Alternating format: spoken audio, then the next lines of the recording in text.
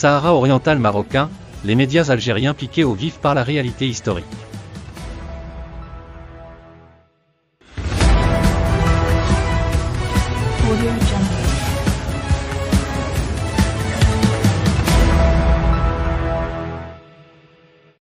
Il est rare que les Marocains parlent du Sahara oriental, occupé par l'Algérie depuis l'indépendance de la colonisation française.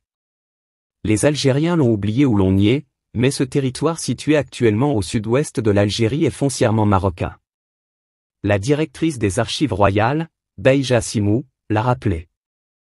Invitée au forum de la MAP, l'historienne respectée, a rappelé des vérités qui dérangent les dirigeants en Algérie qui ont suivi les pas expansionnistes d'Ahmed Ben Bella dès qu'il est devenu président. Dans son intervention, Bahija Simou a expliqué que les archives royales détiennent les preuves de liens entre les monarchies marocaines et les chiouk, leaders des tribus du Sahara à travers la Béa, l'allégeance au roi sultan, des correspondances et des daïrs royaux, ainsi que des cartes montrant le tracé des frontières. En outre, la directrice des archives royales a annoncé que le Maroc s'est procuré des documents sur le Sahara, oriental et occidental, auprès de pays européens.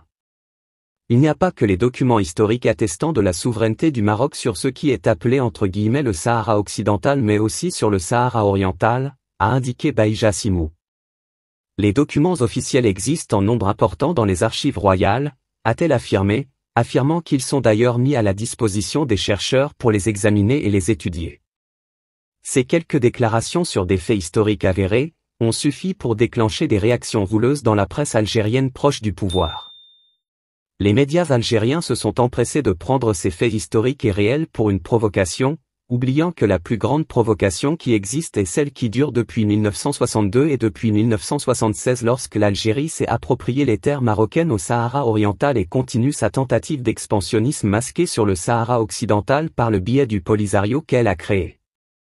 Aussi, faut-il rappeler à la presse algérienne quelques faits historiques attestant de la marocanité du Sahara oriental, comme la fondation de la ville de Tindouf remonte à 1852 ou en 1857 par Mrabet Ould Belhamech, chef de la tribu des Tadjakantes qui avait fait allégeance au sultan du Maroc, selon l'historien français Bernard Lugan.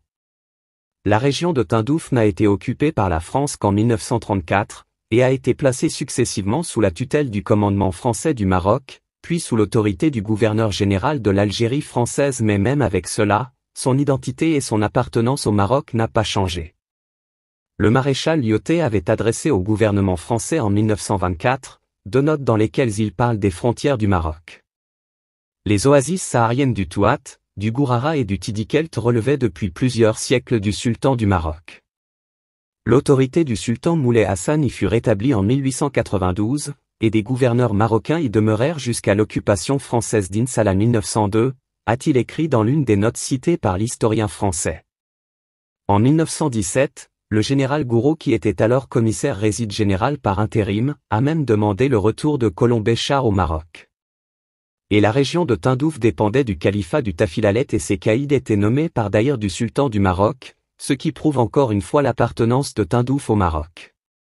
En 1956, à l'indépendance du Maroc, Tindouf était administrativement rattaché à la région d'Agadir, et en 1960, une lettre du président français, Charles Gaulle, adressée à Feu Mohamed V, relatait explicitement que le Sahara oriental était marocain.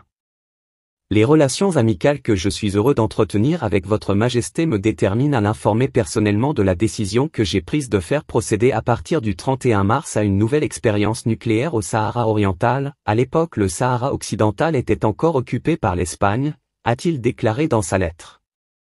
En juillet 1962, lorsque la France a accordé l'indépendance à l'Algérie et qu'elle était militairement présente à Tindouf, elle s'en retirera au mois d'octobre. Au même moment les tribus de la région essentiellement les Tajakantes et les Rghibat avaient réitéré leur allégeance au roi Mohamed V. Au mois d'octobre de la même année, avec le retrait des troupes françaises, l'armée de libération nationale algérienne a assiégé Tindouf, la rendant algérienne, et chassant les populations qui refusaient de se plier à l'invasion.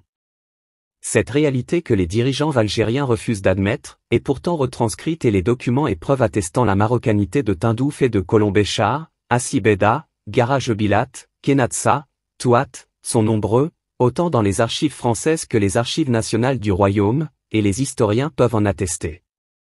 Ce n'est ainsi pas anodin que le régime algérien ait choisi de faire installer les camps des séparatistes du Polisario dans la région de Tindouf, en leur laissant le soin de créer une sorte d'État parallèle à l'État algérien au sein même de ce qui est considéré aujourd'hui comme un territoire algérien. Les militaires algériens et Ahmed Ben Bella craignant que le Maroc ne réclame ses terres au Sahara oriental, et que leur plan de division du Maroc avec le Polisario n'aboutisse pas, ont trouvé la parade en laissant aux séparatistes le soin d'organiser leurs milices et étendre leur pouvoir sur un territoire marocain à l'origine. Par conséquent, ils prévoyaient déjà qu'en cas d'échec de leur plan, qu'il allait devoir céder le territoire aux séparatistes sans devoir perdre un territoire algérien.